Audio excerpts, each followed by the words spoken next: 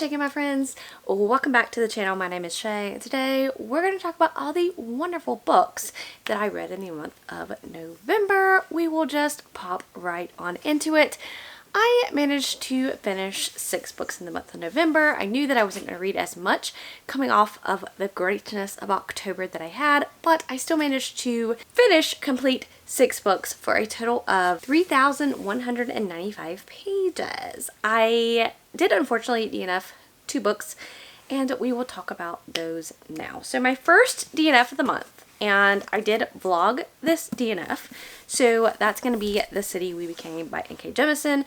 I did vlog for the month of November of me pulling out of my own TBR jars, and this was my first attempt at reading a book in November, and it didn't go so well. Me and N.K. Jemisin have a history. I read the 5th season. I thought it was fine. I didn't love it as much as everybody else did, but I still wanted to try her writing, and this premise sounded wonderful, where we have these living cities in New York, and I really loved the premise of this. Unfortunately, number one, I found that I wasn't vibing with the urban setting. I generally tend to not vibe with urban settings in a book, and also just the writing style. There were great messages to be told in this book, but me and the writing style just did not get along, unfortunately. So I did have to DNF The City We Became.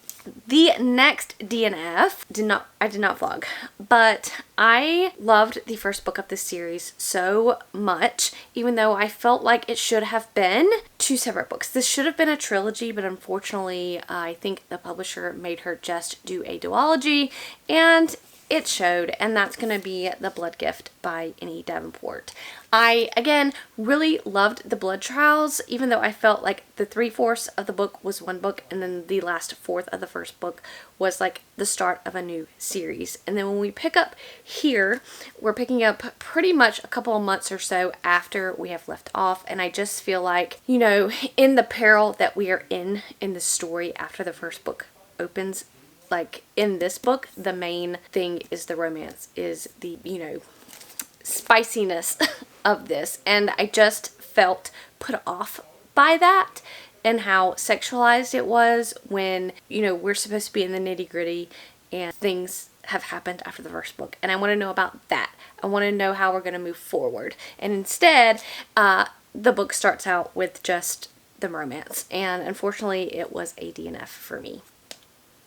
Now, let's continue on to the books that I did finish. I am going to rank these from the lowest rated to the highest rated. So, coming in at number 6, unfortunately, is Beyond the Shadows. So at least I did complete this trilogy, which I'm very proud of myself. I loved book 1. I absolutely positively loved it. I gave it 5 stars. The second one, it kind of went downhill for me. I thought it was over-sexualized, as other people have said. And then this third one, again, we still have that weird sexual tone to it at times, and I just, Brent Weeks, can we just do something different? I do think eventually I will read the first book in the new installment in the series that came out this year at some point. I don't know when that is. I don't have a rush to pick it up. Overall, you know, it was a disappointing ending to the series, but the fantasy parts were good and I enjoyed them, but I just felt like our main character, Kylar, he just was too focused on sex, and some of the other characters were as well, and unfortunately that just did not jive with me. Coming in at number 5 is going to be Defiant by Brandon Sanderson. This is the ending of his Skyward series. I absolutely love Skyward. I even loved Starsight. I started disliking it more in Cytonic. The short stories were okay, but nothing to write home about. And so I was, though, still excited to figure out how we were going to end this series. There is going to be a spin-off series done by Jancy Patterson, I believe, as this kind of let off at the end. It is one of the shorter ones of the Skyward series, but this was just fine. Just not enough happened in it to make me be like, oh, this was fantastic. I think everything was pretty predictable, so that's why it sits in my number 5 spot. I gave it 3 stars. Coming in at my number 4 spot is going to be The Stardust Thief by Chelsea Abdullah. I liked this book. This follows our main character, who is kind of like she takes these magical items and she sells them for money. She does this illegally. She has this ability to find these magical objects, and the king has hired her to find him the genie lamp. And so she has to take this journey to the Sand Seas to find this lamp. Nobody has ever survived a trick into these Jinn lands to steal the genie lamp, but there is a male companion, the prince, that kind of comes along with her, and there's this kind of ragtaggy crew that goes along to try to steal this Jinn lamp. And while I did really like it, there were some disappointing elements to me. I really liked, honestly, the beginning of the book more than I did the latter half of the book. But I am interested in continuing on in this series, and I think the second book comes out in 2024. I overall gave this one 4 stars.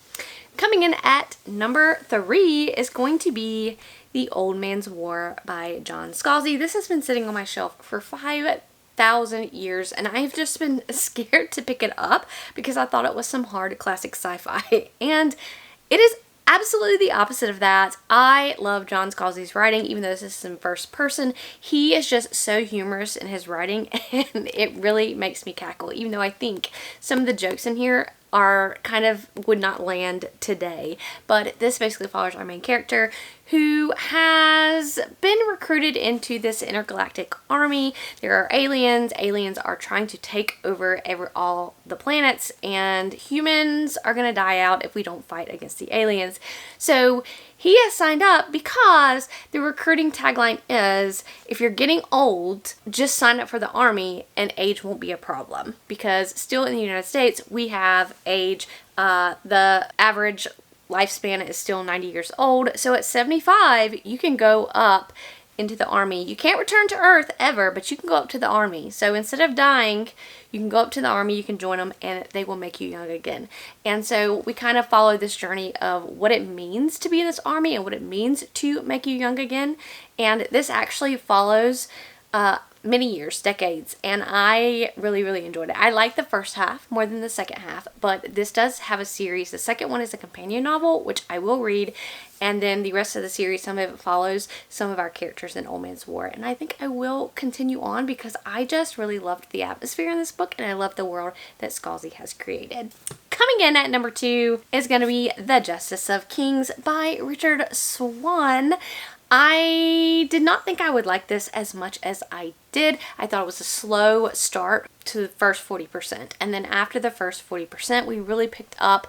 Richard Swan, he writes the best characters because, as I said in my reading vlog, if I didn't like this plot, if I thought that, okay, well, whatever, I don't care about this plot, these characters pulled me in and made me want to continue reading on and made me want to continue in the series. I did like the plot, though, so that's another thing. But we are following Helena, and she is the magistrate kind of helper of this justice, king, executioner, detective. Like, he is all of it rolled into one, and she is telling the story, but she's telling her story and she is telling his.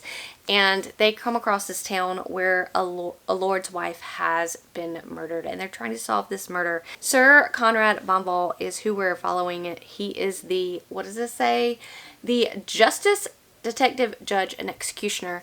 And so he abides by the law. He will not stray from this, and there of course are going to be people that want to stray from this. There are a lot of politics in here, a lot of religious aspects in here, and so some of the world building is what took it so slow to kind of move along. But these characters, this team of people that are solving these crimes and helping each other, Von Vault, Helena, and Bressinger, I absolutely positively loved them in this book, and I can't wait to read the second one, and then the third and final installment comes out in February of 2024, and I will hopefully be caught up so that I can read that final installment. Then, my favorite book of the month is going to be Dragon Mage by M.L. Spencer. 5 stars. I absolutely positively loved this book.